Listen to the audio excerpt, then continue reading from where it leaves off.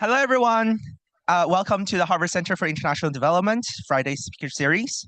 My name is Kevin Chen, and I'm a senior at the college. I'm also a CID student ambassador. Here at CID, our mission is to build a thriving world for all. We work across the university and a global network of researchers and practitioners to build an international pool of talent, convene academic and practitioner networks, and deploy breakthrough research to address the world's most pressing challenges. It's why we're so excited about today's conversation on China and the global economy, the introduction to CID's new initiative, and an event which is part of Harvard's Worldwide Week.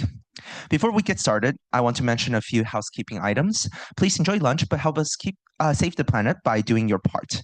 All food items, including cups, napkins, and utensils, are compostable. Please hold all questions for our speaker until he or she has finished the presentation and finished the Q&A section. At the time, I will go around with a mic so we can hear you clearly. We're also recording today's section, which is on the record, but we'll keep the camera on the speakers only to ensure only voices from the audience will be recorded. The video of this event will be available on the CID's YouTube channel afterwards. A CID team member may also be taking photos of the event for use on CID social media channels. If you're not comfortable with your photos being taken, please let our CID team members know. Please also use the QR code located around the room to check into today's event. This helps CID team track attendance and cater future events for the audience. And finally, please make sure to subscribe to CID's newsletter and follow Harvard CID on LinkedIn and Instagram to learn more about our events and stay connected to the CID community. Without further ado, I would love to pass our mic to our moderator for today, Shen Qiao. Hello, everyone, and welcome. I'm Sheng Qiao Lin. I'm currently a postdoc fellow at CID and also Fairbanks Center for Chinese Studies.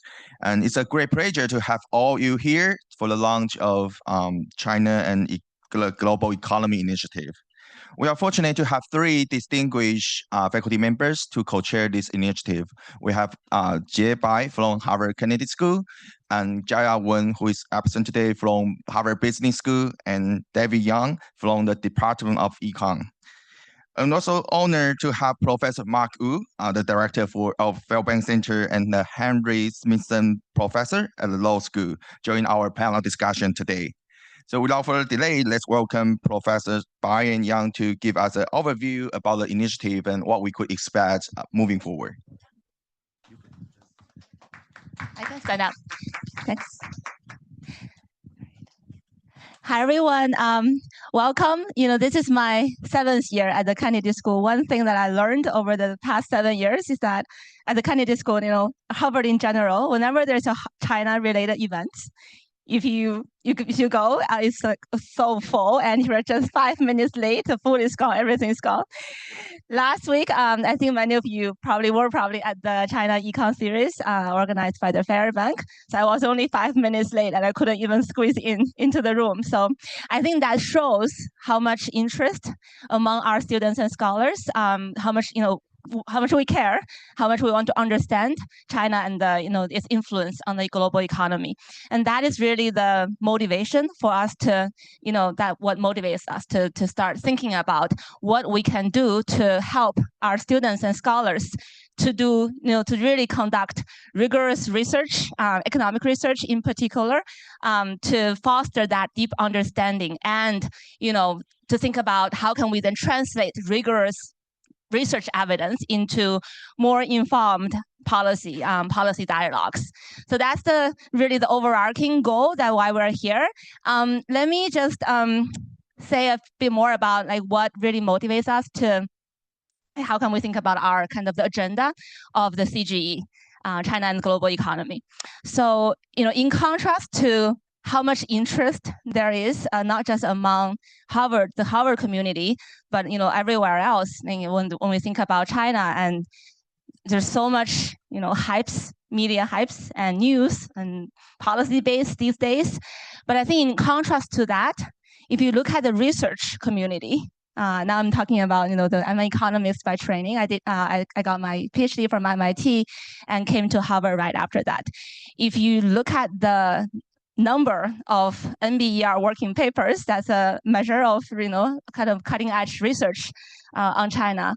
So I don't have the data to show you this, but I'm sure if you look at, just do the count of NBR working papers over the past few years, definitely you get a sense of how there's increasing challenge to do research, rigorous economic research, or social, research on China in general over the years. You have to throw in a bunch of fixed effects. I think, COVID has an impact on everything, and different fields also have different, impact differently by COVID. But I think if you should look within, let's say, international development as a field, okay, and control for time fixed effects, control for the aggregate shock, there is definitely going to be a dip in the number of rigorous research on China, the working papers. So what is happening? If we've been talking a lot to our students during class, office hours. There's just been a lot of challenges these days, both in terms of data access, just accessing the data that we have been using for years to study China, and like the standard administrative data are becoming more difficult to access. And also in terms of conducting field work, collecting surveys, doing on-the-ground field work, focus groups, collecting data is also, there are also additional new challenges these days. So I think in light of that, so we've really been, Jaya, David, and I, we've been really thinking, and we've also encountered those challenges ourselves in our own research. So that's why we hope that this initiative could be a platform, a community where we can support each other. So I think David will talk more about concretely what we have in mind, what we hope the initiative can do to serve our students and scholars who want to do, both in terms of data collection, in terms of designing surveys and implementing fieldwork in China. So what concretely what we can do, but we also hope that this session, the launch event is really for you. We hope that when we open up for Q&As, you can share your ideas with us, in what ways we can best support you. Okay, so that's kind of the overarching goal. Let me just briefly describe the two words in that the name of our initiative, China and the global economy. So there are two aspects of the overall research agenda. Okay, I will talk about the domestic angle, which is in China, the domestic angle, and David, I'll pass the mic to David to talk more about the global angle of this. Okay, on the domestic front, I think, when Chinese economy took off, since say 2000, WTO and the golden era of the miracle of the growth period, that is also the time when research on China took off. Okay, that's like when we talk about, that's the good old days where you see a blossom of research studies on China. And I think that, first of all, a deep understanding of what kind of policy worked. How do we think about the growth miracle? And now China is facing unprecedented challenges, economic challenges going forward. And so I think understanding what worked in the past and what did not work, and so as to understand what should be coming going forward, the pathway forward. So I think that's the kind of the what we hope to achieve through our individual research. As not any single research will not be able to answer all the questions, but we're hoping that by bringing scholars together, we can build a body of rigorous research evidence so as to have a more balanced view of the whole trajectory of Chinese economic growth and the challenges going forward. And that's on the kind of the domestic angle. And I want to say that, at CID, here, Center for International Development, a lot of us care about international development. And I do think, given China, China, when we think about China, China is not just, a few, like the big tech firms, AI, and Alibaba, BYD, that's China, but also the vast rural land and rural population, that's also China. I think what really makes China special is that it's the scale and the heterogeneity within the country. So which means there are going to be a lot of policy lessons other countries, other developing countries can draw from China's experiences. I can share many examples with you, but just to give you one thing that I've been on e-commerce, for example. China is definitely, the leader in e-commerce development. Now we're talking about digital transformation. And a few years ago, a group of researchers from Berkeley, they wrote a paper about the impact of e-commerce on rural China. Okay, the entry of Taobao and Alibaba into the villages, and how that helped to, from both the consumption side, allowing rural households to access goods and products outside the village, but also allowing potential rural entrepreneurs to start selling their products online on the production side. So that paper came out a few years ago, and then nowadays, whenever I talk to the Asian Development Bank, the World Bank, when they think about e-commerce development or onboarding firms, SMEs onto e-commerce platforms, that paper is always cited. That is, I think, how, kind of thinking about our roles and responsibilities as academic researchers is really, we're building a body of evidence, which is important for understanding China, but also hopefully could generate lessons for the broader international development community. Okay, I will stop here, and now David can tell us more about the global aspects. Thanks. Well, I'm going to keep my comment. Why should I use this? Okay. I'm going to keep my comment brief, given my task assignment was to talk about the global aspect of this initiative and also some concrete things that we hope to do. And also, we want this to be a avenue where to hear sort of what exactly we can do and we haven't thought of that can promote research in this area.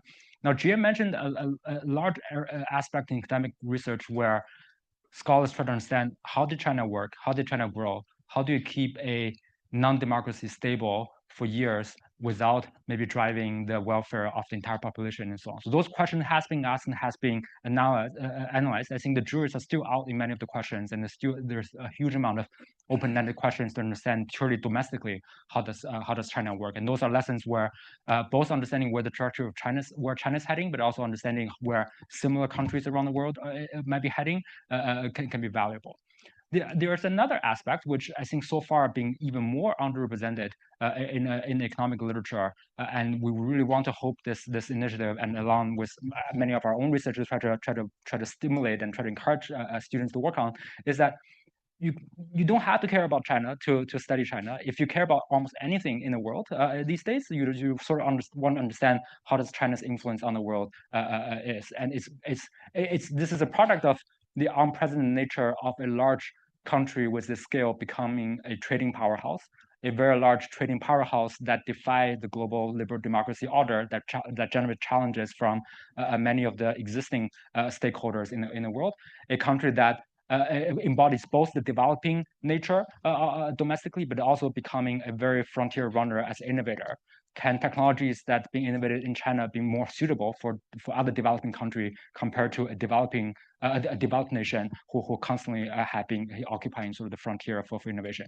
These questions were how China influences the world through trade, how China generates sort of coercion through trade, how China generate sort of a global disruptions and through sort of its activity in international organization, how China's technology is shaping the world's technological diffusion and adoption. All these questions are extremely understudied, and I think sort of economics are very much front and center in providing some of the toolkits through trade, through other sort of subdisciplines where we can use this methods to understand those questions.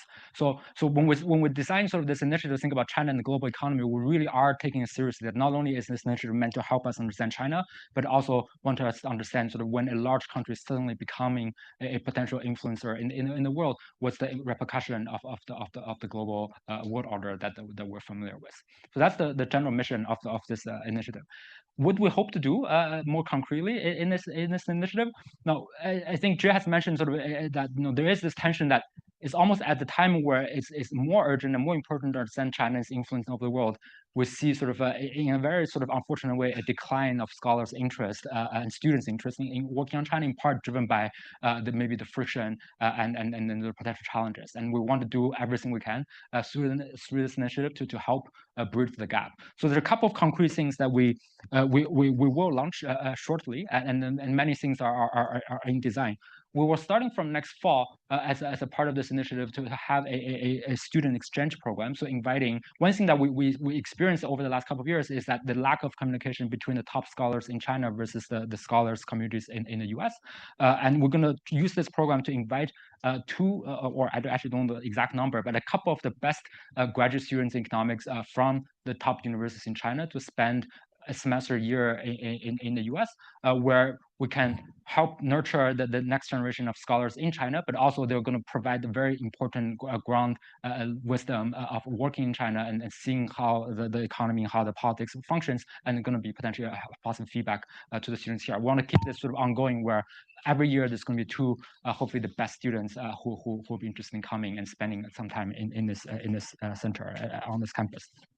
Jaya and I, we have already over the last couple of years doing some internal reading group on Chinese economics, where we read papers on this topic, and then as graduate students, we sort of then discuss and think about what's the next thing one can do, and then to criticize those papers. We want to formalize these reading groups and use this as a formal sort of venue to help graduate students to get on the frontier of these topics, and many potential interested students hopefully can join. We also want to start a internal sort of informal workshop where it's not a formal seminar, but meant for young scholars to present early stage work, research work on China, where you can feel safe to be criticized and potentially sort of receive constructive comments within the Harvard community before you take your work to the greater community. The fifth and the fourth and then the final thing, the fourth element I want to mention is that we really are eager to try to build some infrastructure here to help reduce the cost of working, doing work on China. That might come in the form of people have done us who have done field work in China, or our sort of colleagues or friends who have done field work in China come and tell graduate students sort of those sort of unwritten lessons of how to do those things. Ranges from that to sort of helping students and scholars to establish some connections with the work that you would like to do in China.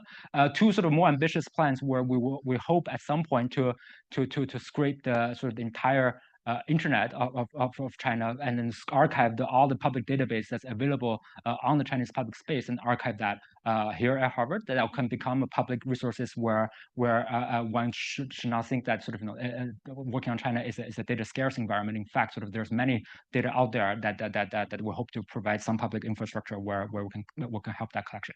It turns out this effort is extremely expensive. So if you're a donor sitting here, feel free to reach out to us and let us know your interest. Finally, I think the reason why we're excited about Mark being here is that one extremely unique position and privilege of being here at Harvard is that this is a community not only that it's fairly rare you see sort of a sizable group of economists are interested in China, Jaya, Jay, and I, but also there's a large and a depth community on this campus who are working on China from different disciplines, have a huge amount of knowledge on the institution, on the contextual knowledge. So we think that sort of while field study or country-specific study is not a field in economics unless you're working on the US, but in China there is benefits from knowing all the contextual details from activity and resources and community at the Fairbanks Center, but also we want the niche for the CID initiative to be a community where economists or the scholars who share the economic toolkits can use that wisdom and that resources to conduct rigorous quantitative economic analysis that can potentially feed into the policy discussion that's not simply just your hearsay, but this is backed by hard data and then rigorous analysis. Right. And here, and Mark. Just as David mentioned, we are lucky to have Mark here. And would you like to share some thoughts about how this initiative will engage with the Harvard community and also, of course, Fairbanks Center? Sure, great. Thank you. Thank you all for being here, and thank you to CID for sponsoring this project.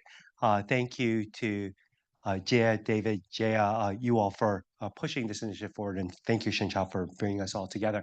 My name is Mark Wu. I am the director of the Fairbanks Center for Chinese Studies. I'm also a professor at the law school. I focus on international trade and international economic law. But I thought I would say a few words first about the Fairbanks Center for those of you who aren't familiar with it, and especially if you're interested in China and global economy, some of the resources that are available for you. The Fairbanks Center is the university-wide center that focuses on study of China across all disciplines, across all different time periods, ranging from antiquity to the contemporary. I realize most of you here are probably interested in the contemporary period as opposed to the antiquity periods, but especially if you're thinking about this from an interdisciplinary standpoint, thinking about how the work that's going on in politics, in law, in sociology and so forth might help to inform the economic work. We really are a hub that brings all this together. We have a China economy series. Some of you may have been there this past Monday. We had Scott Kennedy from the Center for Strategic International Studies up here, and we'll have a number of different programs of that. Specifically for the students in the room, we have something that's a bit similar to the CID Ambassador Program.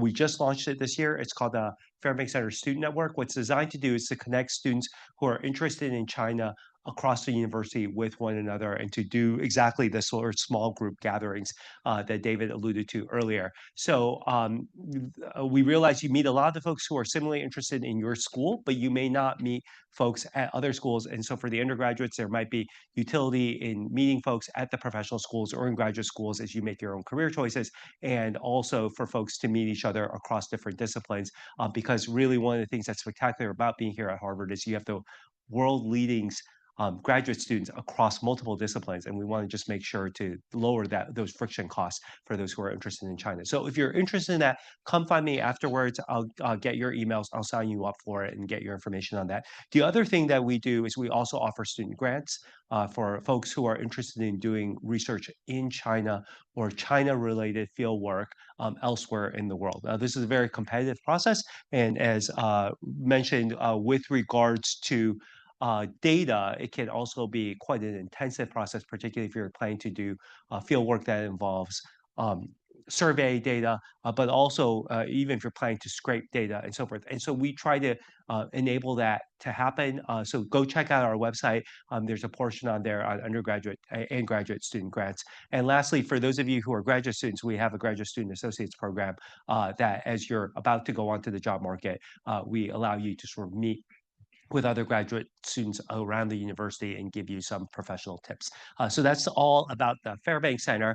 I thought I would do a bit in terms of situating the research a little bit more beyond simply economics and tying it to some of the other disciplines here. And I thought that might be what's useful before we open up to questions. But before you guys are like, what's this law professor? What's he doing here? What does he know about economics? Let me just kind of reassure you a little bit. Once upon a time, I too was a development economist. In fact, that's why I'm affiliated with CID. In fact, my first job was working for the World Bank as an economist in China. So I don't do that today because, as I said to one of the students on the elevator ride up, my math just simply wasn't good enough to become a Harvard professor of economics. So, as think what you might about what the difference is between law professors versus top tier tenured economists here. But I think when I reflect back on that experience, I think we have gone through two different eras of studying China in the global economy, and we're on the cusp of a third. So when I went off to go work for the World Bank in China, it was right during the Asian financial crisis. And I think back to that period right when I finished graduate school and thought about, do I want to be a PhD in economics? Do I really want to sort of become a professional economist and so forth? The thinking at the time was the standard development economy models that had driven the East Asian miracles was facing real headwinds, particularly as economies ranging from Korea to Thailand to Malaysia and so forth were coming apart. And what were the lessons for China as China embarked on its next phase of growth? And that was a series of not just economic lessons for agencies, whether the Ministry of Finance or the National Development Reform Commission and so forth, but also political lessons of what Chinese leaders had seen happen elsewhere and how they could push forward with the economic growth agenda without necessarily having to see the political power and some of the accompanying chaos. I think that period, right, went rather smoothly for China as it undertook a series of very radical economic reforms, including its entry into the World Trade Organization, but as it welcomed a series of foreign investors and built out more of its legal infrastructure without changing its political control system. And so I think once that period, which was I would characterize as much more what's going to be the China model in light of uncertainties over the development model, once that period was over, um, folks started thinking about China very differently. And so the next era, the one that probably most of you grew up in, was thinking of China as the leading driver of global growth. This is true whether it was with regards to trade, whether it's with regards to supply chains, whether it was with regards to investment, and increasingly over the last couple of years, also with regards to innovation, particularly in the e-commerce digital space. And so there, it was a very different era than the one I grew up in. It was one really thinking about China's outsized role in the global economy, thinking about how the China shock, as it was experienced in advanced economies, was sometimes thought of as a China boom, as countries diversified their leading trading partner, more and more saw China as its leading supply chain partner there, thinking about China as a major source of investment capital, a diversification of development finance sources, and so forth. And I think that's the era that we've grown up in over the last couple of years. And a lot of work has been done on, say, the Belt and Road Initiative, thinking about China and global governance structures and things along those lines. But I think as we can see from the headlines over the last couple of years, not just from COVID, but the era that follows from that, right? The Chinese economy itself is facing headwinds. It's facing a deleveraging process that's only just begun, that's going to be causing China to have much slower rates of growth than it has in the past. Chinese capital expended overseas has already grown to levels that rival those of other major economies, even as per capita income in China is not quite at that same level. And so the outflow of Chinese capital overseas is going to be not so much driven from state as opposed to firms thinking about how they deal with the geopolitical shocks and the supply chain diversification elements. And then I think we're also seeing the geopolitical shocks, right, leading to diversification of supply chains, also de-risking that's affecting the Chinese economy. I think all of those poses for all of you some very interesting, exciting times, because it's always great to be entering research at the cusp of a new era. I think I felt like I benefited from that myself in my own work. And I think it's great that we have this initiative here with China and the global economy for folks to sort of think about how to deal with all of this across different dimensions, not just in the economic sense, particularly thinking not just on data sets, looking at macro data, but firm level data and thinking about firm level behavior in China, but then also thinking about what are the political implications of China's own domestic political economy on how Chinese firms behave overseas, but also on host countries and their political dynamics as they deal with debt, leveraging, and so forth, in dealing with Chinese firms, but also Chinese technology over the years. It also deals with questions for those of you who might be interested in law, thinking about governance issues, both at the firm level with regards to the specific laws that are being put in place in different jurisdictions, but also at the global level, right? It has sociological implications for those who think about what does a slowing economy mean for China's own Chinese society as a whole, as inequality rises and there's differences in terms of those who are on the technological frontier versus those who are being left behind. But also, what does this mean sociologically as different countries interact with China and different firms interact with China as Chinese firms go overseas? And so you can see here, right, there's a lot of activity here, not just in the economic space, but tying into other disciplines. And I think one of the wonderful things being here at Harvard is we do have centers like the Center for International Development, like the Fairbanks Center, and the number of other centers that sort of tie and bring not only the disciplinary element, the regional element, but also the cross fertilization that's necessary here. So we're excited to help support that work in any way that we can,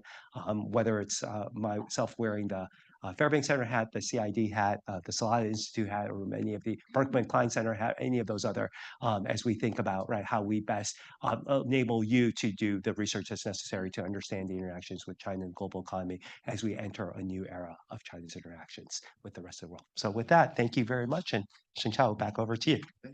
Thank you, Mark. So we have three leading experts here on China's economy, right? So I would just ask one, so to save some time for our audience, I will just ask one question for each of you, which is my most curious questions. And then we'll open the floor to questions from our audience. So for Professor Bai, and I know a large part of your research is about industrial policies, especially how it impacts firms in China and also in other global economies. So it's actually a very hot topic right now. Like everyone wants to know more about industrial policies. Could you tell us some of your ongoing projects, or is there any like interesting findings you are anticipating? Okay, thanks, Shengqiao. This is so I love to talk about industrial policies, and that's actually, that's a great example where a lot of interest on this topic. It's everywhere. It's in like policy debates, media articles, legal debates, but you just don't find economic papers. A lot of top journal economic articles on industrial policy. Same thing for China. It's like we have a lot of interest, but something's getting in the way that poses a lot of challenges for economists to study such topics. So can I get a show of hand? How many of you are econ majors or have taken economics classes? Okay. So let me name 3 challenges, and that applies to both studying industrial policy and studying China. The first is something called external validity. Familiar? Like, so external validity means whatever you study in your study or in your research finding, is that generalizable to other settings, to other industries, to other countries. In some sense, you can ask that question to every study, but somehow the barrier, kind of the challenge you got if you study China or industrial policy is just bigger. If we study industrial policy in China, if we find it successful or not successful, how much could that inform the general development audience? So that's one challenge. The second is something called identification or endogeneity concern. And that, I think, is really the #1 challenge that is still preventing a lot of economists from studying industrial policies these days, is that how can we identify the causal impact of one industrial policy that is, by definition of industrial policy, it is affecting the whole industry or large number of firms in the industry. How do you find a comparable counterfactual control group so that you can identify the impact? You can cleanly identify the impact of the policy. So that is a big challenge, okay, for studying industrial policy. And also for studying China, in the sense that I think these days, if you look at other work done by the development researchers, scholars at CID, kind of the gold standard for doing development studies these days to run field experiments, RCTs. But I think there are a lot of challenges for running RCTs in China. Both the travel was impossible during the lockdown period, but even when you can travel, there's just IRB issues, a lot of other restrictions that I think that are unique for kind of more salient for doing field experiments in China. So that means we have to come up with novel, clever identification strategies in order to convince the general audience that we're identifying, the impact of industrial policy A on B. So that's the second challenge. And the third one I would say is what we care about ultimately, many of us, is how research evidence eventually translates into policy. Okay, so there is a big gap there. Sometimes I also feel discouraged that the evidence sometimes not that have a direct influence on policy. These days I'm also doing some work in East Africa, talking, that kind of, you get the chance to talk to the Minister of Trade and Industry in Rwanda, and you can present your work, and a few days after they're going to cite your work in their high-level meetings, and that will have directly impact the next year's budget allocation. That kind of achievement as an economist, as a scholar, I also don't have that kind of sense of achievement when this kind of high-level policy impact when I work on China. But that doesn't mean that we should not work on China.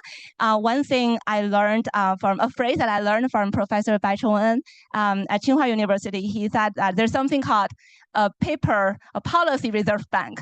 It is like the Fed, but instead of reserving money, we reserve papers. So we're waiting for the day when policy makers so fast, right? Whenever they want to make a policy, when we have the opportunity to be called upon, we have rigorous evidence that we can present to guide the next policy making. Maybe that time has not come yet, or we're waiting for that time. But in the meantime, you can think about the overall community. We can build up that reserve bank, or policy paper reserve bank. I think that's encouraging to hear. I heard that when I was a few years ago when I was still a junior faculty, a young scholar. So I think so these are the challenges. I'll just say I think that I'm still confronting these challenges in my work these days, and maybe David has answers to some of these challenges. But I think that's why we are here. We want to. I think many of you who are doing your research on China will be facing similar set of challenges. How can we convince the audience, the referees, that these are generalizable, it has generalizable insights, not just for China, but also for thinking, generally about international development. How can we overcome the identification challenges? And how can we think about making real policy impacts, engaging with policymakers? Okay, so I think being at Harvard, at HKS, in some sense, we are already endowed with a lot of resources and opportunities that allow us, to better confront these challenges than students and scholars elsewhere. So I think, we'll support each other. So yeah, we talk about the China model and also, like Jay mentioned, the external validity, right? So the next question for Dev is, so I know you have some recent work on China's AI and tech companies. So how do you think about this question in these industries? Like how the China's development model of the tech company or tech industry is unique in the global economy, or does it has any implication in other contexts? So let me say maybe a couple of words on the technology, and then I have one maybe more positive thoughts on Jay's comment earlier. So your question about sort of technology and AI in particular and China. So we have in the last couple of years done a couple of studies trying to understand. We start with a basic question of economic theory since the 60s to tell us you should not expect frontier technology to emerge in a non-democratic environment. The institutional features that promote innovation should not exist, by definition do not exist in a non-democracy. And hence, it stands in your face that you see sort of occasionally technology appears where non-democracy to occupy the sort of a front seat. Artificial intelligence is one such example, one probably in our lifetime the most important such example. Not the statement that China is at the front for every aspect of artificial intelligence, but certain subcategories of artificial intelligence, such as speech recognition, for a long time up until now, China is very much ahead of everyone else. So what we're interested in this question is, can you explain that? Why you see sort of a democratic environments where frontier technology gets pushed forward. So what we did is that we look at whether this is the case where this is technology that actually is politically useful for the regime rather than sort of potentially generate disruption as it's become more innovation output. It's the technology that as facial recognition become more popular, it allows government to conduct more better civilians or more effective civilians, which is going to be one area which government are incentivized to promote. And that seems to indeed the case that many of the local governments in China, as they experience local political unrest, they immediately are purchasing a lot more facial recognition AI from the Chinese companies. And econometrically, this is going to be a lot harder to show. But we also find that once the local governments are purchasing more facial recognition AI, indeed sort of suppress a lot of future political unrest. So that's a technology that's helped the regime to remain stable rather than destabilize the regime. From economic perspective, once those firms gets this their first facial recognition contract with the local police department and so on, we see that these Chinese companies, these facial recognition companies, become a lot more innovative and a lot more productive, not only in the government front, that could be mechanical, that I'm getting a government contract, I should produce more software, more better products for the government, but they also simultaneously become more innovative on the commercial front. That these are firms that are pushing out more commercial software almost simultaneously, alongside with measurable increase in the data that the firms are receiving, because the data is a large part of the input. So that close sort of the ecosystem where this is technology that helps the regime, and when the regime demands more of such technology, it also provides a crucial input that pushes the innovation forward. It's not to say that you always see this political economy equilibrium where a technology emerges that helps the regime, and the regime can provide things for the companies. But AI and facial recognition AI being is a data intensive, and it provides an input to civilians, can potentially sustain that mutually sustaining ecosystem. So this is one area where we probably need to think about why certain technology that emerge out of non-democracies. Green tech will be another example where there probably is going to be a lot of political motivation behind this, and there's a rationale for why you see an emergence in this, and we want to use this AI sort of as a case to document that hypothesis. In some sense, challenge the prevailing conventional wisdom that you're always never going to see frontier technology in non-democracy. And my final note, maybe on Jay's comment, and this is sort of what I've been saying to the students who are working on China, is that I think the flip side of thinking about constraints of working on China, probably increasing constraints of working on China, given data availability and then so on, which is it's truly objectively a constraint, and that's the reason why we want to do everything we can to try to provide resources. But I think the possible way to think about this is that you also see a lot of innovation as a scholar when you face constraints. You're not going to see a lot of innovation in measurement. You're not going to see a lot of innovation in finding the ways to proxy for things that you otherwise will have direct measurement when things are going to become very easy. My favorite example is that New York Times coverage, not any sort of statement about the actual coverage being objective per se, but if you look at sort of the innovation of New York Times coverage on China over the last couple of years, it have arguably gone quite innovative, that New York Times wouldn't need to develop a lot of tools to analyze satellite image to detect opening up certain facilities in China had they just have access to the ground and so on. So it's the fact that they don't have access to the easy data that forced the journalist profession to become a lot more innovative, and that's what I think arguably allowed them to want a lot more Pulitzer Prize in the coverage on China than before. So as a scholar, it's the same, whereas on the constraints, to the extent when one cannot challenge it, it should become a stimulation that this is potentially going to become a force that makes maybe the China studies in the econ front more innovative and creative, and the profession really give credits for that. I think that's an opportunity rather than maybe always just a constraint. Thanks, David. And my final question for Mark. So we know you have a very diverse experience in some China-related roles, like in private sectors, international organizations, and also academia. So could you provide any more suggestions about like how we as scholars and also students, researchers, practitioners contribute to understanding China and navigating the challenges and opportunities that China's evolving economy and its global interaction? Yeah. Sure. I'll do so quickly because I want to make sure we have time for questions for the audience. If I look out at this crowd, I'm willing to bet, right, there's sort of three different sets of folks in this audience. So I think my answer is going to be a little bit different. I think some of you want to become professors or academics, and you want to then do what Jay highlighted in terms of having your work that have policy relevance. And so there, I think it's really about doing unique research that can go much deeper than the policymakers have time to do.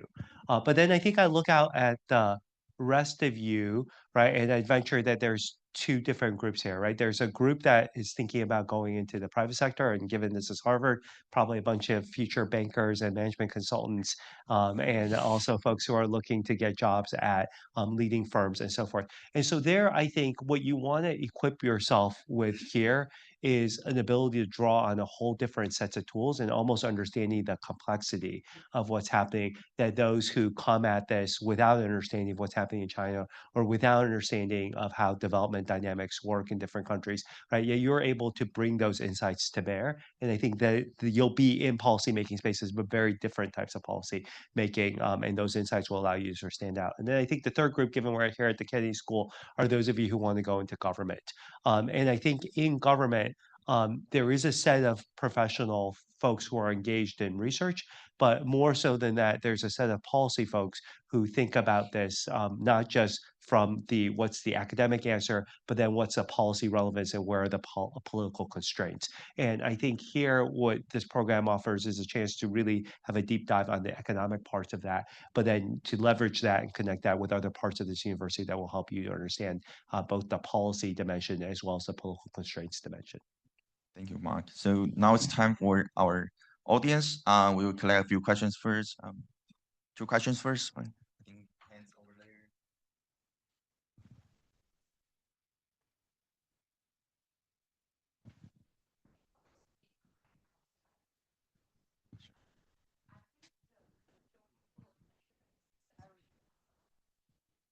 You need to wait for this for the recording. Oh, right. Thank you. So I think the current geopolitical tension is very real, and that's posing a lot of threat both on academics and businesses. And traditionally, academics and businesses are the traditional stabilizer or the buffer between the two countries. So I can recognize the great job that we're doing.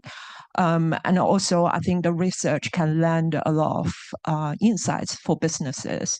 So my question is how we can translate these research, the great findings to the businesses and help them to identify opportunities, especially when businesses are trying to go abroad. And if that can happen, I'll be very interested in talking about the donation. Hi, I'm a student here at the PID program, and my question is more about how do you think the future driver of China's economy will be, and what are some like concrete evidence you are thinking that you observed already that will like drive the China economy for the future 10 to 20 years? Who would like to respond?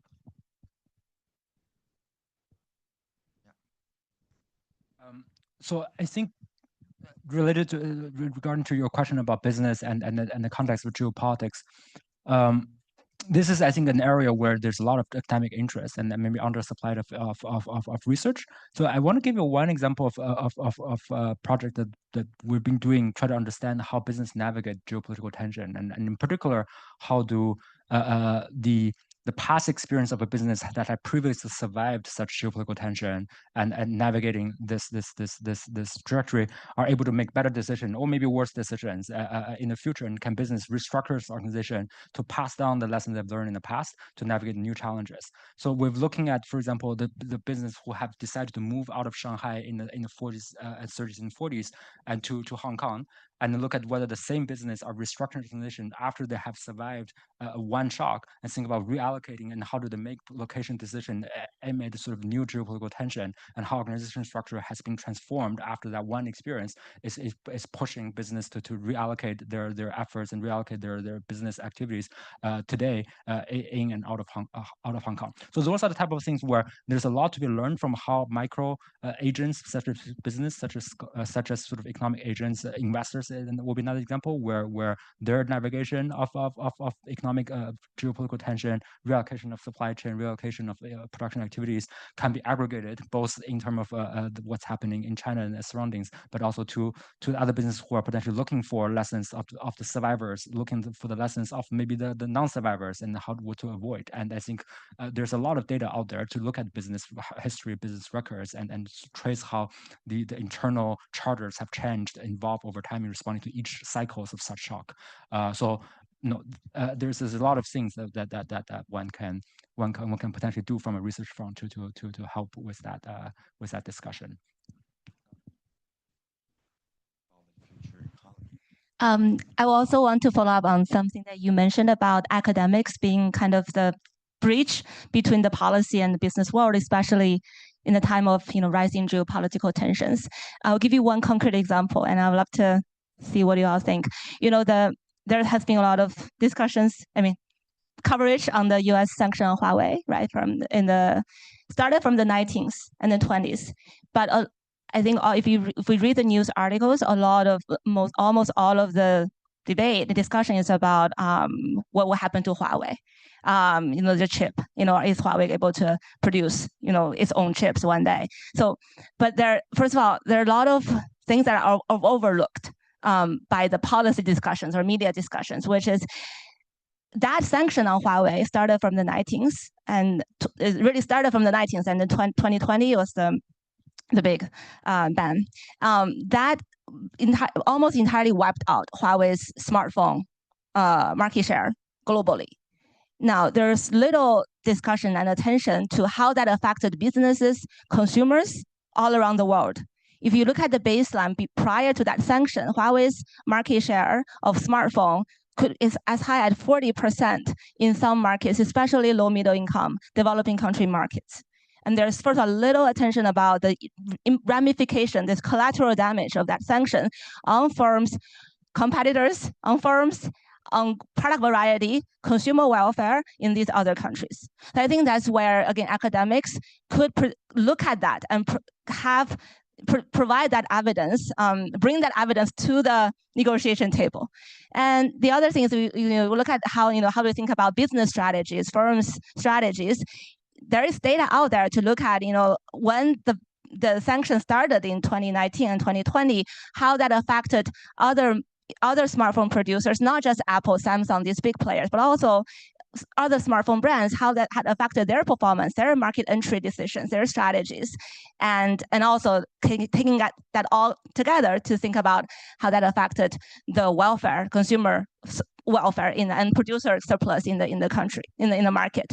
So I think that's where really the data is out there. This is not we're trying to get the access to some Chinese data. This is just global smartphone data. I'm just giving you one example where research can really come in and fill the gap and really catch something that has not been paid enough attention in all the policy debates and the kind of the media coverage. Okay. Yeah. I'm going to answer, I'll try to answer both questions briefly. I'm going to take the first question, approach it from a different angle. I think my colleagues on the panel approach this from the standpoint of Chinese firms. But I think the other angle that some of you might be looking at this is from firms from other developing countries.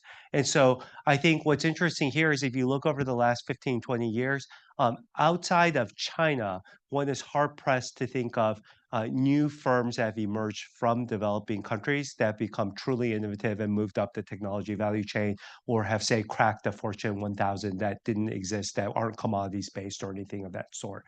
I think the geopolitical tensions, especially as different multinationals look to de-risk, are going to pose opportunities for possibly new entrants, new firms in each of these different countries.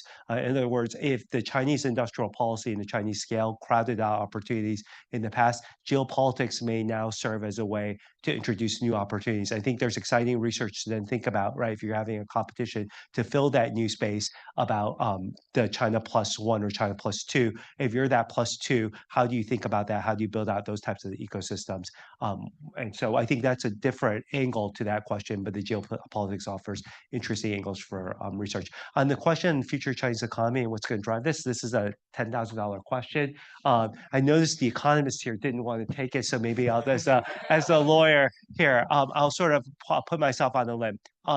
I think the Chinese leaders would like to think, right, that their future growth is going to be driven from innovation and especially moving to emerging technologies, as well as taking advantage of adaptive technologies that scale manufacturing and so forth. China's done that traditionally very, very well, and we could certainly see as AI and some of these new technologies come about, it's going to pose new opportunities for China. I think the problem is that you have such a major deleveraging problem that's going on in China, and that there is what one think of, whether you want to call this or not, a balance sheet recession that China needs some time to work through. And so those engines of growth are probably going to be insufficient for meeting the 5% type of growth targets, especially in light of geopolitical tensions. So at some point, there's going to have to be a phase towards more of a consumption-driven economy, but probably a consumption-driven economy that's different than a Western-style consumption economy. And I think that's a $10 million or $10 trillion RMB question over how do you navigate the politics to make all of that happen, especially given desire to maintain social control.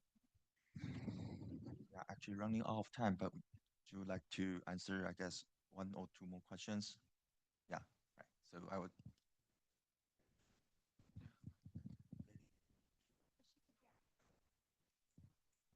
Hi, Karen Feinberg, an alum of the Harvard Graduate School of Education Risk and Prevention Program and Kennedy School Design School Augmentation, and run a innovation growth strategy consultancy. So 3 different things that came to mind. Feel free to answer all of the above or none of them at all. One is when you, from a micro perspective, when you talk about de-risking, I actually would like to learn a little bit more about what that means. B, what was the B in that? Oh, Rwanda. Being that I've worked with Africa, I'm interested maybe if you can just share a few details of what that envisioning relationship looks like. And then this is a little bit more loaded, and I hope I can frame it in, clearly enough. But in the last couple of days, I read a New York Times article about the city that I can, excuse me, cannot pronounce its name, related to human rights abuses and the manufacturing. So that's a loaded question, I realize, but I just wonder from your vantage points how you would recommend those geopolitical conversations to move forward on that one. Hello, thank you for the talk. My name is Hyung-sik Kim. I'm an MPP student here at HKS. As an MPP student, I'm interested in the policy innovation, and you mentioned like divergence in like technology, like in actual like commercial technology, and I was wondering whether there's any, if you see any divergence in policy innovation, and thinking about this MBA working paper. From the paper you see about China outside China, and then from within China about China, do you see any divergence in research questions, and do you see any significance out of that differences? And has it changed in the past, like 5 years ago and now? Thanks for the question. So So first of all, I know we're running out of time. I would love to talk about Rwanda, East Africa in general, after the session. But I was just tag along that question and say one thing. I think one area that has been tremendously understudied is the impact on the Chinese investors, Chinese firms in Africa. So how are they doing? There are a lot of debates, controversies about on this topic. But in terms of how look, I think one can literally do a study to surveying, looking at interviewing Chinese investors, Chinese firms in Rwanda, in Uganda, in Ethiopia, and from their perspective, and also survey the locals, right, the workers and governments, to try to come up with a balanced view of the impact of these firms, their challenges, barriers, and how they interact and with the local economy. So I think that's a very, very fruitful, promising research area for our young scholars. And I just on the future growth drivers, as an economist, I think if you were in China over the past few months, over the summer, there's one thing that everybody is talking about, which is new productive force. So what that means? So I think it's a lot to do with technology, AI, this high tech growth. But I just want to say one thing, that given the size, the heterogeneity and the size of the Chinese economy, yes, AI will be a key innovation, but there's a question of how all of the innovation in high tech sector translate into aggregate productivity growth. I think that link is not entirely clear at all. Yeah. I'll say a few words on de-risking, and then we'll let David have the final word. De-risking refers to the concept that over the last couple of years, we've seen risks that people thought were almost black swan type events, whether you're talking about the pandemic or whether you're talking about some of the geopolitical risks, including Russia, Ukraine, but also thinking about. So I think businesses now are thinking much more seriously about, okay, we can anticipate a couple of other types of black swan events off in the distance. How do we ensure that we have the flexibility that's necessary in order to de-risk, right, from these types of possibilities? I think on the human rights question that you posed, It's an interesting question how one wants to deal with this, particularly from an economic standpoint.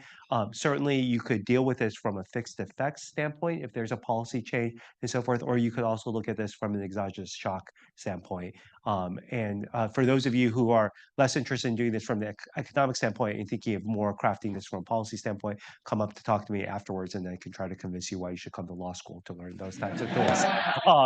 And then on the last point, I think it's an interesting question about policy innovation. The one thing that I'll add is I think one of the things people miss is outside of China, people tend to think of China almost, and maybe I'm partially guilty for this because I use the term China Inc., but almost thinking of it as a monolith. But there actually is quite a lot of experimentation that's going on both at the provincial level and the local level. And so I think that does provide opportunities for thinking about policy innovation. So you see this with regards to smart cities, you see this with regards to how AI is getting deployed, you see this with regards to green technologies, and you see this intense competition that's going on as well in terms of the industrial policy. I don't have much to add. I think maybe I will end with a maybe a provocative question that just throw this question back to all of us. I think there are trade-offs that we economists don't know how to deal with, and we didn't care about how to deal with it because it wasn't relevant for a long time. But now I think with the rise of China, those trade-offs become imminently plausible and we sort of needs better tools. And this is one such trade-off that I was giving the example to my students in the class, which I think right now we have no way of thinking about. Do you want to ban imports of solar panel from China if you detect those solar panels were made by the forced labor at the cost of slow down the environmental climate change trajectory and then increase the cost of solar panel by 10%? Do you want to? We never thought sort of the forced labor is going to be trade-off against climate change, but I think those are the trade-offs that we'll have to deal with and need to think about the toolkits to deal with moving forward. Unfortunately, I don't think at the moment we have any ways to think about that because these are two dimensions of trade-offs, but these are actual policy questions that I think someone in the DC needs to figure out. The human race needs to figure out, I think, also. All right, so we are running out of time, and thanks for all of you sharing insight today, and thanks for all of you to attending the event today. And we will expect more events about this initiative coming out soon in the future. Thank you.